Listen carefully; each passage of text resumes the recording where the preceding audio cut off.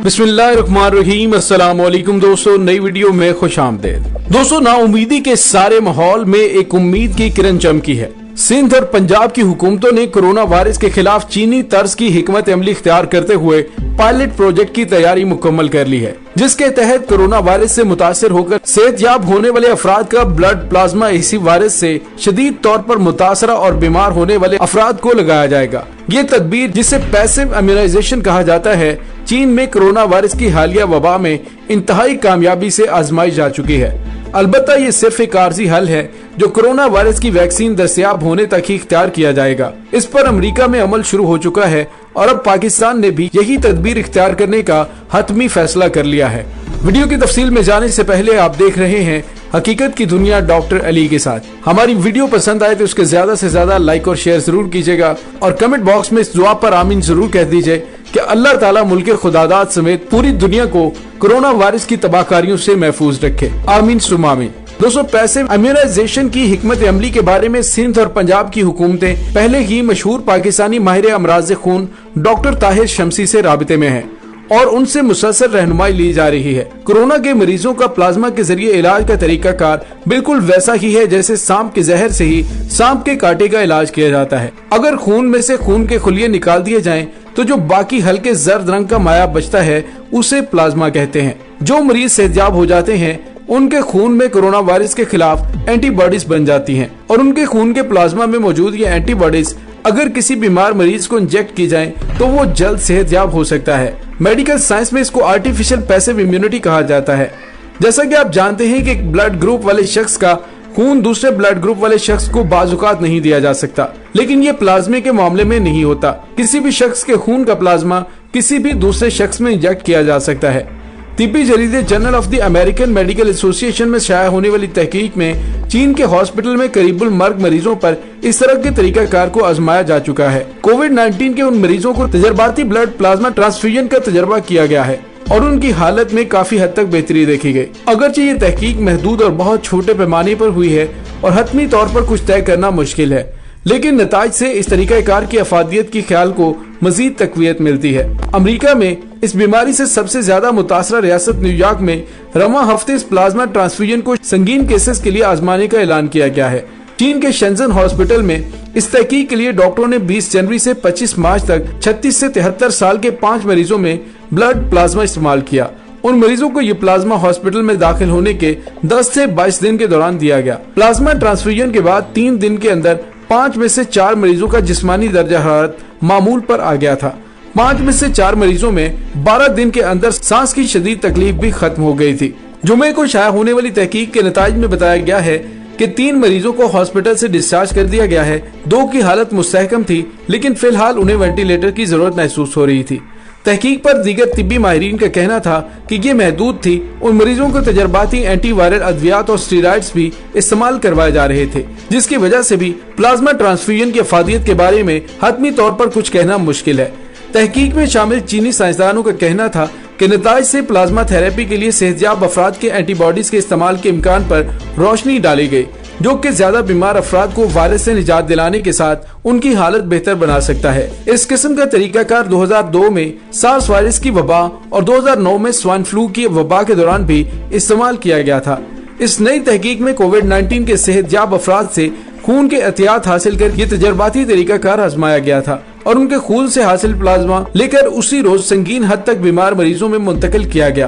दोस्तों, अगर ये तरीकाकार बड़े पैमाने पर मौसर साबित हुआ तो उसके लिए बड़ा चैलेंज सेहतयाब अफराद से खून के एहतियात का हुसूल होगा। अमेरिका की Washington university school of medicine की तहकीक में कहा गया था कि कोविड-19 से सेहतयाब होने वाले अफराद का खून संगीन हद तक बीमार मरीजों के इलाज के लिए बल्कि दीगर को उसका शिकार होने से बचा सकेगा। इस तरीकाकार को 1918 में स्पेनिश फ्लू की वबा के दौरान वैक्सीन या एंटीवायरल अद्वियात की दस्तयाबी से पहले इस्तेमाल किया गया था। इस तरीकाकार में इस हकीकत को मद्देनजर रखा जाता है कि सेहतमंद मरीजों के खून में ऐसे ताकतवर एंटीबॉडीज होते हैं जो वायरस के खिलाफ लड़ने की तरबियत देते हैं। दोस्तों, ख्याल रहे कि इस वक्त नए नोवेल कोरोना वायरस का कोई इलाज मौजूद नहीं, जबकि वैक्सीन की दस्तयाबी इसी साल के आखिर या अगले साल की पहली छमाही तक मुमकिन नजर नहीं आती। वाशिंगटन यूनिवर्सिटी के associate professor doctor Jeffrey Henderson के मुताबिक हाल ही में सेहतयाब होने वाले मरीजों के खून से हासिल किए गए सीरम का इस्तेमाल बहुत पुरानी सोच महसूस होती है, लेकिन तारीखी तौर पर यह कारआमद तरीका है।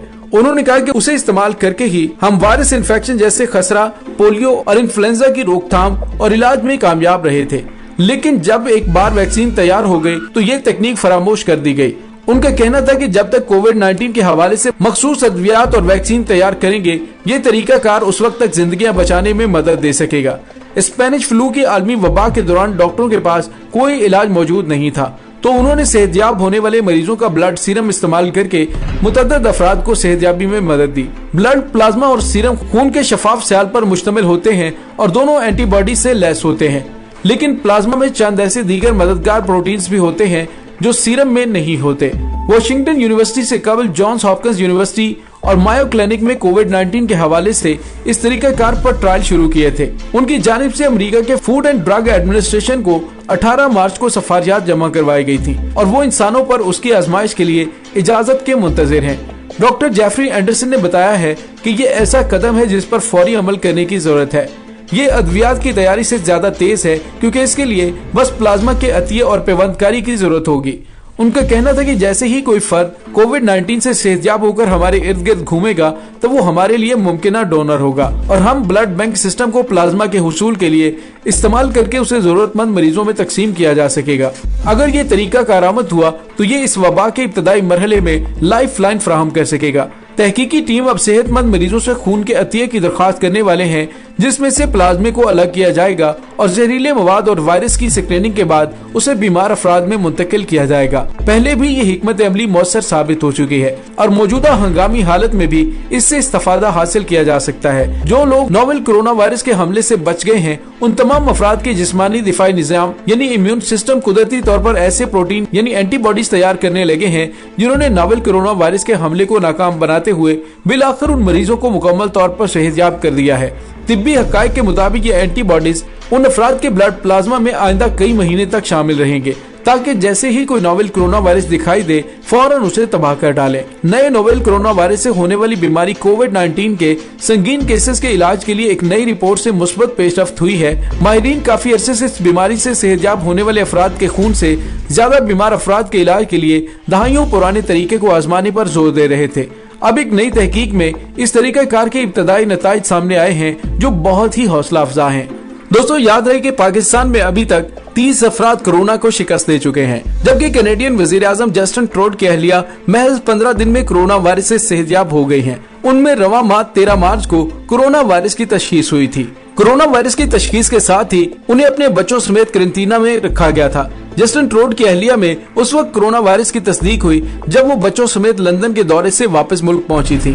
अहलिया में कोरोना वायरस की तशखीस के बाद वजीर आजम जस्टिन ट्रूडो ने अपने बच्चों समेत खुद को भी क्वारंटीना के हवाले कर दिया, ताहम उनमें गुज़िश्ता 15 दिनों में किसी किस्म की कोई अलामात नहीं देखी गई। जस्टिन ट्रूडो ने 28 मार्च की शाम को कोरोना वायरस के हवाले से हर शाम को होने वाली प्रेस कॉन्फ्रेंस में बताया कि उनकी अहलिया पहले से ज्यादा बेहतर हैं। नसियाती इदारे ABC न्यूज के मुताबिक सूफी ट्रूडो ने सोशल मीडिया के जरिए लोगों को आगाह किया कि उन्होंने कोरोना वायरस को शिकस्त दे दी है। रिपोर्ट में बताया गया कि खातून अव्वल ने अपनी पोस्ट में बताया कि डॉक्टर्स और सेहत के हुकूमती इदारे ने उन्हें कोरोना से फ्री करार दिया है और उनकी सेहत बिल्कुल ठीक हो गई है। कैनेडियन वजीर आजम की अहलिया 28 मार्च को ठीक हो गई थी और उन्हें सेहतमंद होने में महज 15 दिन का वक्त लगा था। सूफी ट्रूडो दुनिया की वो पहली खातून अव्वल बनी हैं जो कोरोना वायरस का शिकार हुई थी। उनके बाद स्पेन के वजीर आजम की अहलिया में भी 15 मार्च को कोरोना वायरस मुस्बत आया था, ताहम ताहाल उनकी सेहतमंद होने से मुतल्लिक कोई खबर सामने नहीं आई। कैनेडियन वजीर आजम की तरह स्पेन के वजीर आजम भी अहलिया के कोरोना वायरस के शिकार होने के बावजूद मर्ज की तशखीस नहीं हुई थी। अलबत्ता स्पेन के वजीर आजम ने भी खुद को घर तक महदूद कर दिया था।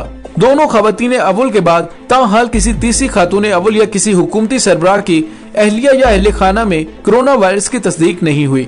अलबत्ता बरतानिया के वजीर आजम बोरिस जॉनसन में 27 मार्च को कोरोना की तशखीस हुई है। बोरिस जॉनसन दुनिया के वो पहले वजीर आजम या हुकूमती सरबराह बने हैं जो इस वबा का शिकार हुए हैं। दोस्तों, इस दुआ के साथ डॉक्टर अली को इजाजत दीजिए कि अल्लाह ताला जल्द अज जल्द कोरोना वायरस की कोई मौसर दवा सामने लाए और पूरी दुनिया के इंसानों को कोरोना वायरस की तबाहकारियों से निजात मिले। आमीन सुम्मा आमीन। इंशाल्लाह बहुत जल्द मिलते हैं एक नई वीडियो में। तब तक के लिए अपना बहुत सारा ख्याल रखिएगा। पाक फौज जिंदाबाद, पाकिस्तान पाइंदाबाद, पाकिस्तान के गुमनाम हीरोज को सलाम। अल्लाह वारिस।